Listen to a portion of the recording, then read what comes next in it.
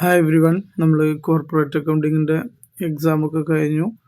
ഇതിൻ്റെ answer key വന്നിട്ടുണ്ട് യൂണിവേഴ്സിറ്റിയുടെ. അപ്പോൾ നമുക്ക് ആൻസേഴ്സൊക്കെ നോക്കാം, എങ്ങനെയായിരുന്നു ഇതിൻ്റെ കാര്യങ്ങൾ നോക്കാം. ഓക്കെ,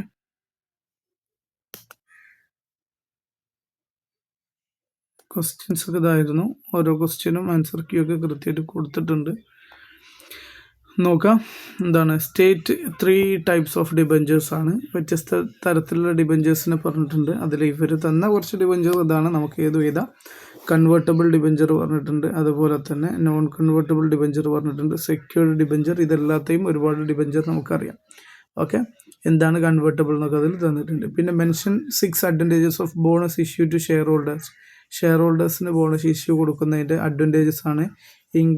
എന്താണ് increase share holding without extra cost, enhance marketability of shares, അതുപോലെ തന്നെ boost investor confidence, no cash outflow for company, maintain ownership and protection. ഇങ്ങനെയൊക്കെ കുറേ കാര്യങ്ങൾ തന്നിട്ടുണ്ട്. പിന്നെ എന്താണ് പ്രിഫറൻസ് ഷെയറും അതുപോലെ തന്നെ റിഡംഷൻ ഓഫ് പ്രിഫറൻസ് ഷെയറും ബൈബാക്കും തമ്മിലുള്ള ഡിഫറൻസ് ആണ്. റിഡംഷൻ അതുപോലെ ബൈബാക്ക് എന്ന് പറയുമ്പോൾ ഇക്വിറ്റി ഷെയർ നമുക്ക് ബൈബാക്ക് ചെയ്യുക എന്ന് പറയുമ്പോൾ നമ്മൾ കമ്പനി സ്വന്തമായിട്ട് അത് തിരിച്ചിങ്ങോട്ട് തന്നെ എന്ത് ചെയ്യുക, കമ്പനീൻ്റെ ഓൺ ഷെയർ പർച്ചേസ് ചെയ്യാണ്. ഓക്കെ, എന്നാൽ റിഡംഷൻ എന്ന് പറഞ്ഞു കഴിഞ്ഞാൽ എന്താണ്, അതും ഒരു തരം ബൈബാക്കാണ്. പക്ഷേ പ്രിഫറൻസ് ഷെയർ ഹോൾഡേഴ്സിൻ്റെ അടുത്ത് നേരെ തിരിച്ചു വാങ്ങി പിന്നെ അത് ക്യാൻസൽ ചെയ്യുന്ന രീതിയാണ്. മറ്റത് ക്യാൻസൽ ചെയ്യുന്ന സിസ്റ്റം ഉണ്ടാവാറില്ല. ഓക്കെ, പിന്നെ എന്താണ് കൺസോളിഡേറ്റഡ് ഫിനാൻഷ്യൽ സ്റ്റേറ്റ്മെൻറ്റ് എന്താന്ന് പറഞ്ഞിട്ടുണ്ട് അല്ലേ. അത് ആ കറക്റ്റ് ഡെഫിനേഷൻ തന്നെയാണ് കൊടുത്തിട്ടുള്ളത്. 2 കമ്പനികളുടെയും ഒന്നിച്ച് ഇടുന്ന രീതിയാണ്, പാരൻറ്റിൻ്റെയും സബ്സിഡിയറിയുടെയും. പിന്നെ ലൈഫ് ഇൻഷുറൻസിൻ്റെ 5 ഫീച്ചേഴ്സ് എഴുതാൻ പറഞ്ഞിട്ടുണ്ട്. പിന്നെ എന്താണ് റിബേറ്റ് ഓൺ ബിൽ ഡിസ്കൗണ്ട് എന്താണെന്ന് ചോദിച്ച ഒരു ക്വസ്റ്റ്യൻ ഉണ്ട്.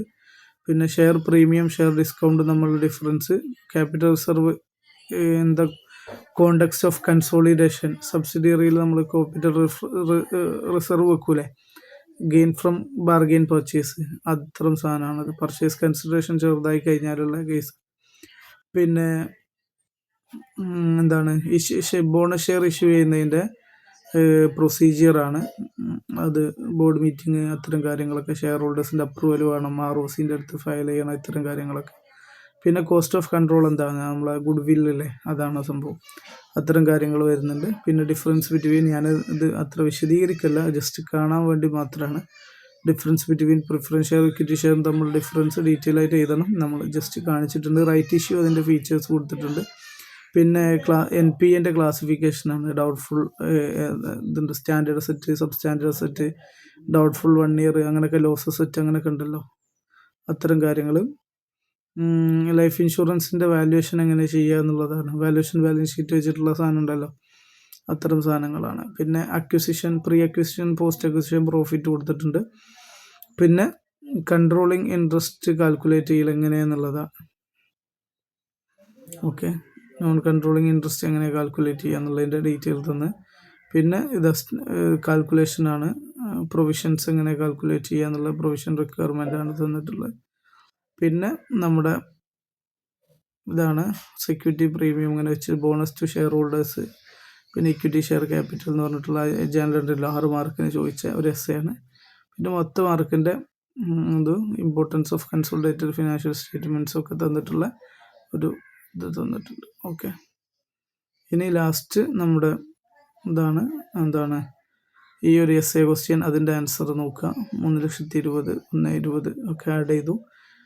എന്താണ് ലെസ് ചെയ്യാനുള്ള ലെസ്സും ചെയ്തു. എന്നിട്ട് ജേണൽ എൻട്രീസ് ഒക്കെ വളരെ കൃത്യമായിട്ട് കൊടുത്തിട്ടുണ്ട്. ഒക്കെ ഒന്ന് നല്ലപോലെ നോക്കുക. ഞാൻ കൂടുതൽ ഇങ്ങനെ വിശദീകരിച്ച് നീട്ടുന്നില്ല.